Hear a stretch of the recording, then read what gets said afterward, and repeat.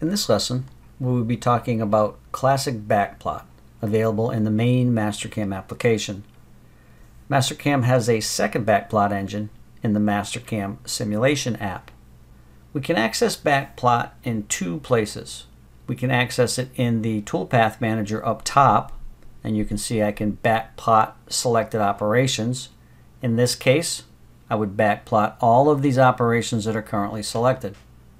We can also backplot an operation by selecting the toolpath node in the operation itself. So I'll select this toolpath right here, the lathe rough, and you can see it turns the other ones off and it brings one toolpath into backplot. Now I'd like to see backplot in the top view. So I'll go Alt-1, bring that to top. We're going to backplot against whatever geometry we have on, and we'll get a visual representation of the toolpath in reference to that geometry. So I currently have my solid model turned on and my 2D profile, which will be good for what we want to do right now. I do have Quick Verify currently on, so there's a variety of options that I can turn features on and off. If I hover, I can see what they are. So you can see I've got Quick Verify on. I'll turn that off and then back on. Quick Verify is very similar to shade boundaries found in stock setup. And this will represent the stock as we turn it away. So if I select play, you can see that I start to play. I'm moving pretty slow. I might want to speed that up a little bit, so I'll speed it up over here and select play again. And I have these buttons here that I can run backplot with. And you can see that Quick Verify shows the stock as it's being cut. I can also drag the slider bar through the toolpath, and I can drag it backwards as well. I can also use the S key to step through, and I can use the B key to go backwards for shortcut keys. Back in options, I can turn my rapid moves on and off. So you can see the yellow moves turning on and off, blue being the feed. I can turn my holder on and off, which comes in handy when you're doing a milling toolpath. I can turn my tool on and off. And I also have my display with color codes, which is the color codes I've got selected in my options. Let's take a look at options. So there's a few different things we can change here that'll change how our backplot looks and behaves. We'll look at some of these a little bit later. We also have optional stops. So if I open my optional stops here, you can see I can stop at operations or tool change. I can stop at a certain step number and some other different places I can stop at. I'm going to green check out, and I'm going to go down and I'm going to select 3 milling ops. I'm going to select 5 through 7.